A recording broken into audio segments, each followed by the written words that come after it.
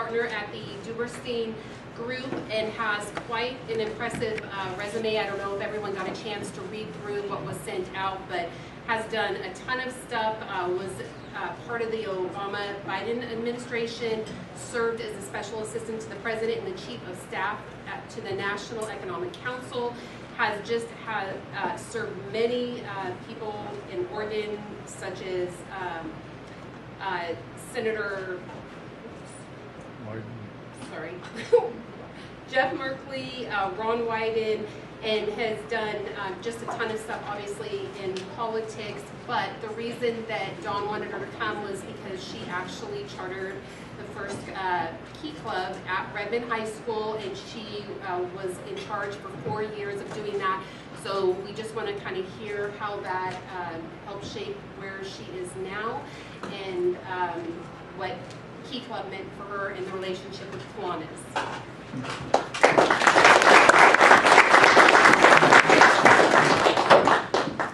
Great. Well, thank you so much for having me. And I'm also going to just speak quickly and then take as many questions. So if that's an okay format for you, we're just going to go with it. If not, then I'll just be up here for a few minutes and I'll go home. So I'll start exactly what I just said. Is thank you so much. Without Kiwanis and Don Lee and the community of Redmond, I wouldn't be where I am. I'm proud to be where I'm from. I'm proud of the community that sent me forward. You know, I joke, I did work in Democratic politics. Most people I know are Republican. We can all get along. Sometimes you think DC is so polarized, but we are friends. And I think it is because of communities like this that bring people together, whether it's service organizations or your church organization or your community. But Kiwanis really is that. You know, your mission is to deliver difference in the lives of children and communities, and you did that for me. So I was, yes, the president of the Key Club, which was great on my resume, I'm not going to lie, but also really did teach me about the importance of people, helping people, which I tried to carry through. You also gave me a scholarship, which helped pay for college. As someone whose mom was a single mom, I didn't have a lot of opportunity to pay for college, and so I nickel and dimed. I will admit the Rotary gave me a scholarship too. Yours was larger, of course, but I am very grateful for the support of the community and for what you continue to do. I think it is very important that we come together in service for others, and that's what this stands for. And it's what I tried to take on to my career. So from that, I am happy to kind of answer questions. I will also say I did raise pigs at the fair, so I do highly recommend the Buckaroo breakfast. That is how also I paid for college, is I saved all my pig money from 4-H, and I spent that in my first year of tuition. So that is also a good way to get involved. With that, I don't know if anyone wants to start with questions. I'm not the most comfortable talking about myself, but we'll go with it. Yeah. You talked before, and just written out that you worked at the National Economic Council, which does economic policy work for a number of different branches of the government, including the White House, right? What do you do now? So I did, yes. So the National Economic Council is, I would say the neutral arbiter, this table setting for all the econ agencies in the administration. We think the United States Treasury, the U.S. Trade Representative's Office, the Commerce Department, Department of Transportation, and it's the table we set to kind of tee up decisions for the president to make. So there can be disagreements. DOT can think we should do one thing, and then Treasury think we should do another. Treasury tends to win. Don't tell them I said that. And then you kind of tee up those decisions for the president to make the final decision. So what I do now, I'm a lobbyist, so I work for many different clients. We are a unique firm in that we don't specialize in one area. I'm not an energy lobbyist, I'm not a transportation lobbyist. I have clients all across the economic spectrum. And I tend to just help advise on how to engage with the administration. I did spend time working in the U.S. Senate, so I do that sometimes too. But yeah, just how, if you're trying to make your case to the administration on what it is you think is right to kind of foster a good business economic opportunity, and where you're seeing challenges and opportunity and barriers to that, I help them kind of have that floor to have that voice and help them think through what are the ways to really elevate that. It's a lot of advising, not as much as I think the TV news would make you think. It's much more kind of just helping folks understand how to make that case for the economic need out of the country. Is the Duberstein person, the namesake Ken Duberstein? It is indeed. Way back when. Yes, so my firm was founded by two gentlemen, Ken Duberstein and Mike Berman. They have since passed. Mr. Duberstein 2 years ago now, and Mike recently in the last 8 months. Ken Duberstein was Ronald Reagan's chief of staff, and Mike Berman was Vice President Johnson's chief of staff. So we were founded on bipartisan ground. We've been in business for 30 years, and some of our clients we've had that long too. Not maybe 30, but 20.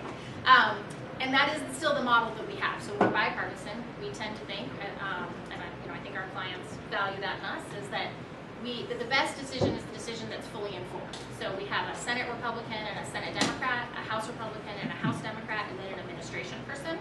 And so when we are advising our clients, we're taking the full perspective. Not to say that I always agree with what my House Republican is saying, but I value his opinion and what he's saying and bringing that to the table to give our client the best kind of course forward of how to approach things. So yes, Ken Duberstein and Mike Berman, I think, having gone to both their memorials recently, they were pretty much a who's who of Washington, D.C. But the most common theme was that they were nice and they cared about their community. And those are values that matter. It's not always the image of DC or of politics, partisanship and polarization, but I do stand here to say that there are avenues where that is there, and I think that's really important. And again, why we come together as a community, it's good to have those conversations in a bipartisan way, and that's how we were founded, and we continue that. Thanks for the softball question. I'll take any more easy ones. One question is, if the fan is on, would it help anyone here besides me that if we turn the fan off? Or everybody here are okay? Yeah. I can try to project a little bit more too. I have little kids. I'm used to projecting my voice. The HVAC. What's that? I don't think they're going to turn the HVAC on. I doubt it. I don't want anyone suffering. If you could just talk us through how you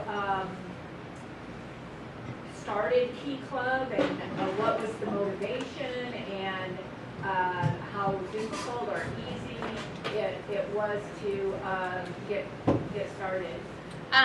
So now you're really testing my memory. I'm a lot older than I look, I like to say, or maybe I'm not.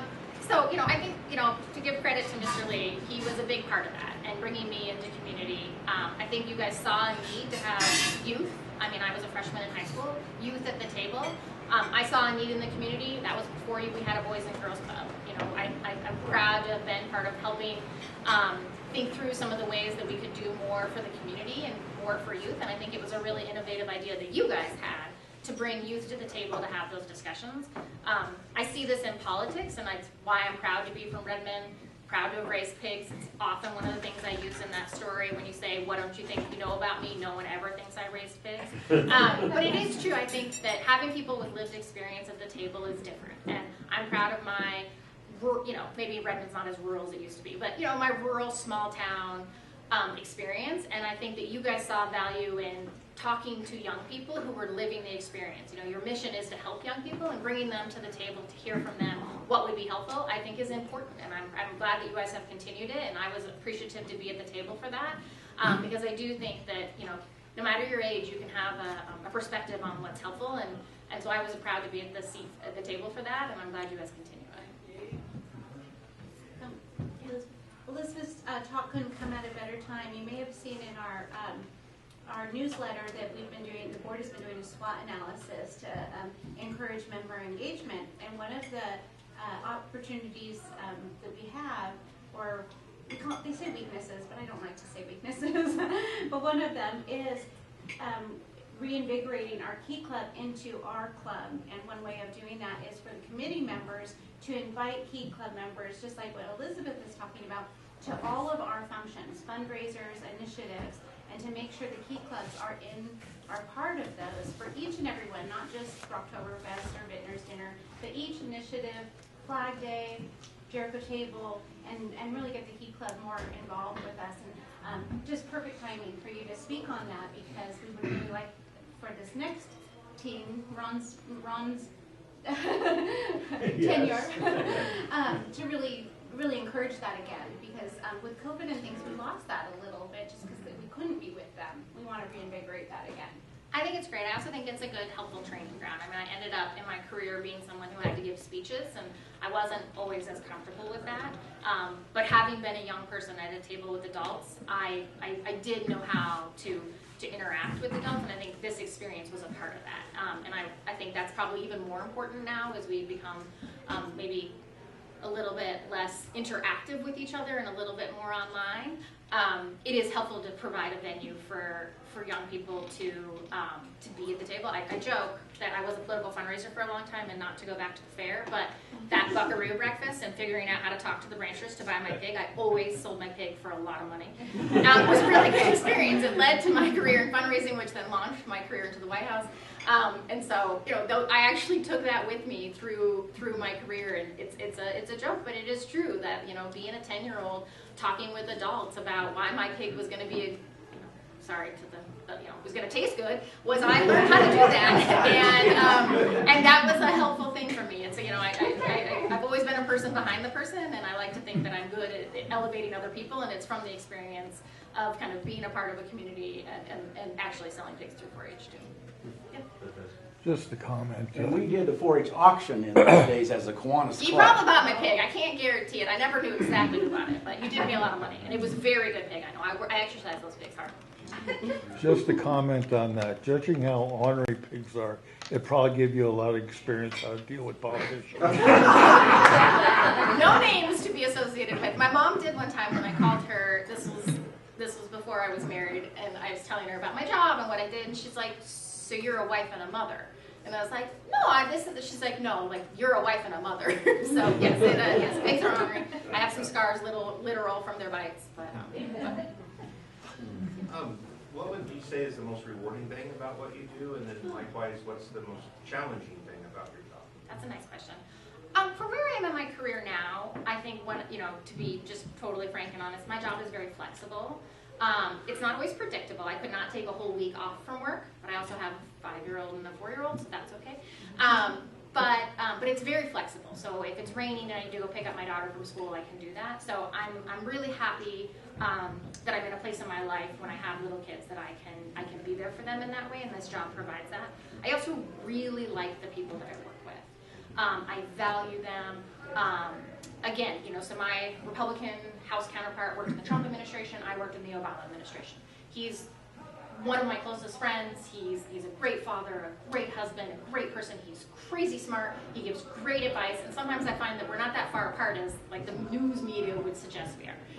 So for me, in my career, I have thrived best when I work with people who are collaborative and want to work in a teamwork. It's not every place isn't like that. Sometimes people who are really good and competitive can shine up because they can work in a place where they get to be kind of a lone wolf and do their own thing, and I've seen that be successful. That's not where I'm the most successful. So for me, that's probably the best. What's the hardest? I tell people this when they're leaving government and going into the private sector, especially what I do. So I'm not in a company. I think if I was in a company, I'd be a little bit more into the strategy and the day-to-day, but I'm a little bit on the outside just kind of advising. Sometimes I get asked my opinion and I don't really know what direction they go. So for someone with my type A-ness, sometimes that's a little bit hard to be like, but I actually said that was a bad idea. Maybe it worked out great and I was wrong, or maybe it didn't. But so sometimes it's a little hard to be on the outside a little bit, but it's a minor trade-off for the benefits of having a good partners and the flexibility. And I like the diversity of issues I work on. I'm not to the national economic thing, I'm like maybe they say you're an inch deep and a mile wide. I'm maybe a quarter inch deep and a mile wide, and so I like that, having a variety of different issues in front of me.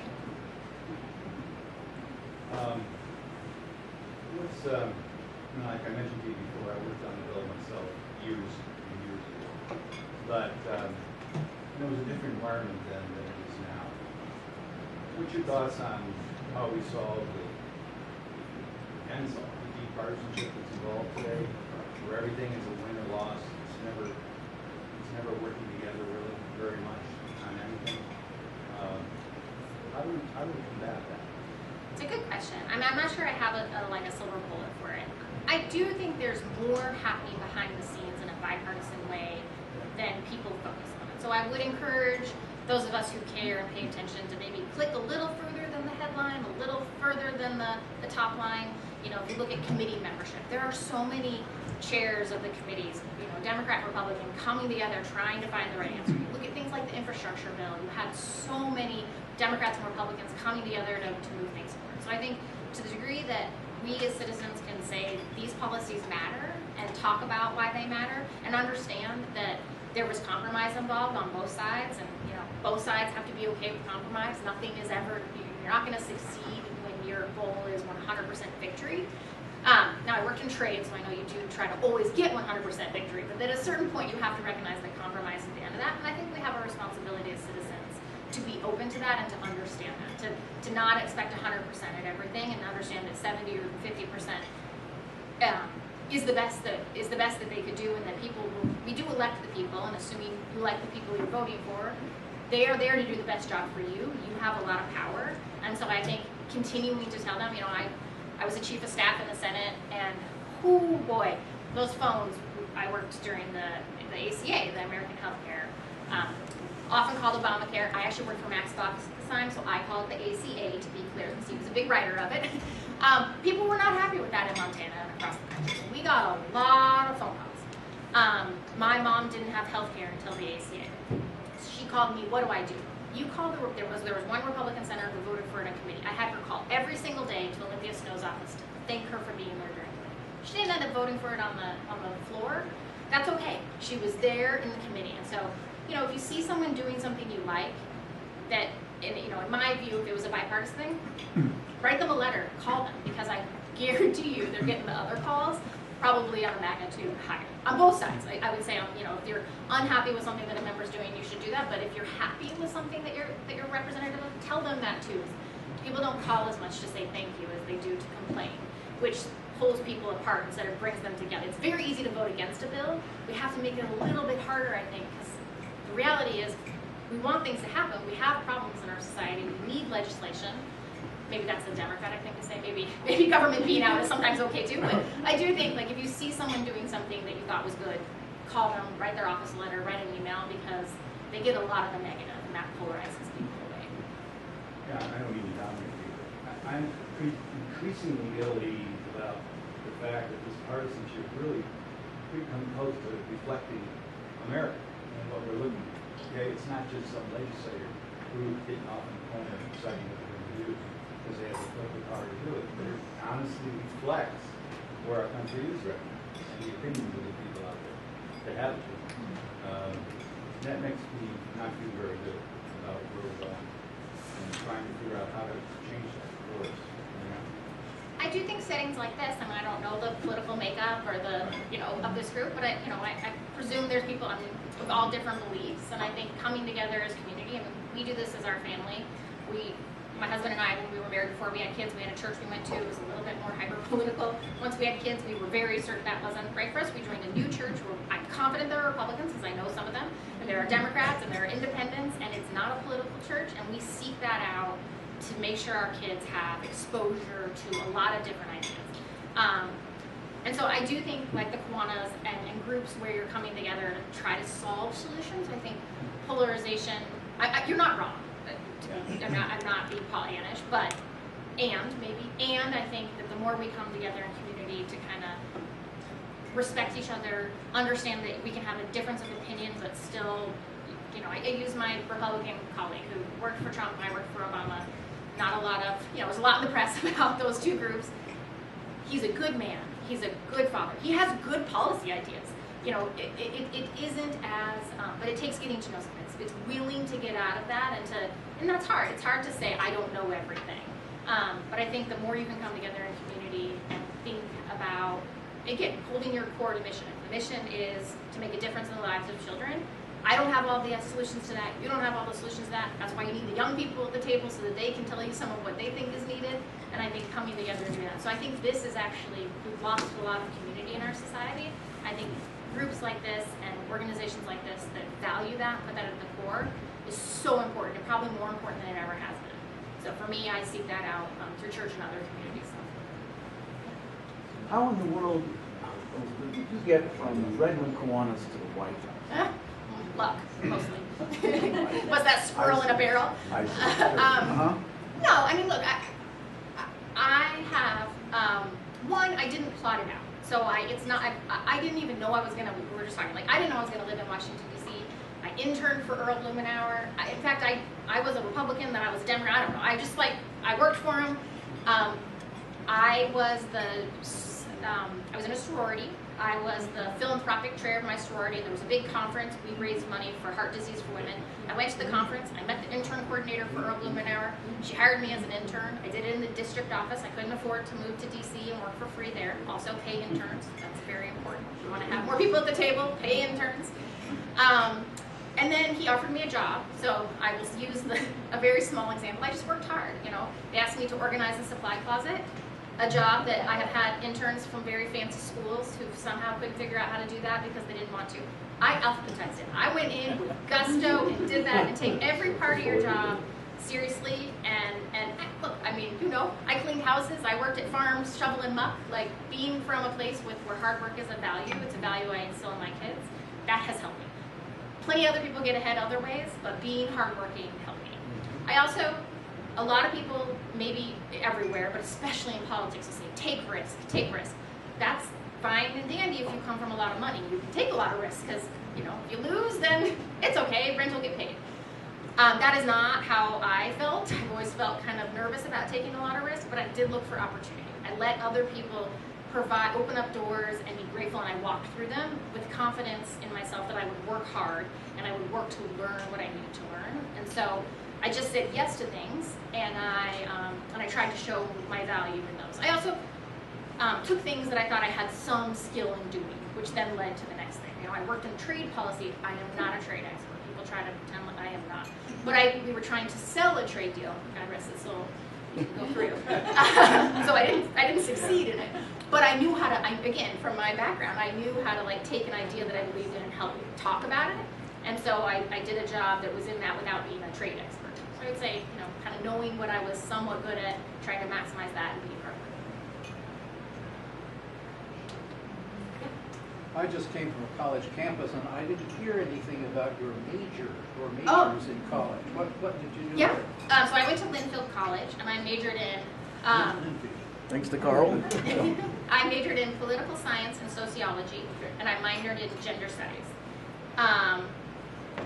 It was great. I mean, it was great. Professor Leicester, you know him, he was the head of the political science department for a long time. He's why I got that internship. To get my political science degree, I had to have an internship. So that's it. So that's kind of all how it led to, yeah. So yeah. So, first time walking in the White House, what was it like? It's pretty amazing. I always say, if you live in Washington, D.C., you don't get in awe when you see the Capitol. I lived on Capitol Hill. Like, literally, my walk to work was seeing the Capitol. Still in awe. I mean, yes, working in the White House is, it is awe-inspiring and it is humbling at the same time. The jobs are hard. I joke. I was in the West Wing on the second floor in a corner with a desk that the chief of staff before me had raised so we could make it a standing desk, but he was a tall man and I could barely fit at it. And so I joke, like, the more important my job, the least glamorous my situation and where I stood was, for sure. But yeah, I think I was not someone who ever took all of that for granted or ever thought that was where I wanted to be. There's probably some imposter syndrome, not feeling like you belong, and I think that's healthy. I think that if you get too self-important about where you are and what you're doing, you forget why and who you're doing it for. So yeah, so it's. I mean, I'll tell a funny side joke. So when you leave the White House, you get to take a picture with the president. You go into the Oval Office. I had staff. I want to be clear. I was not senior, but I had been in meetings with the president. But for some reason, we were in there, and I'm introduced him to my husband, and we're taking a picture, and I got really nervous. And President Obama is very tall. I am not.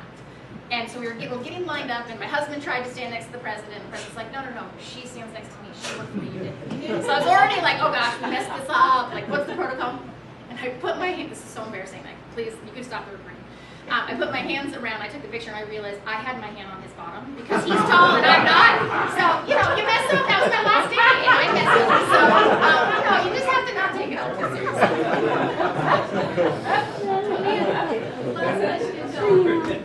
I think the significance of Elizabeth's visit is that this Kiwanis Club needs to be just darn proud of what we do, and that the efforts that we make, whether it's raising money to have scholarships or to foster a club, or whatever we do in the vein that we are committed to, makes a difference. And you're one of the stars. Well, thank you. Thank you for helping me sit on my path. It's been fun. I try to do good work. But yeah, thank you. Continue to do what you do for young people. We need it, especially coming from, I'm the only person I know from Redmond, Oregon. The only person I know from who went to Whitfield College. 90% of the people that I was around went to Yale or Harvard. You know, and that's great, and that's perfect, but I was in the same room, being from a small town, and it's because of community and support, and knowing that I had people behind me and who valued hard work and those things. So keep it up, because it is important, and it does launch kids into success.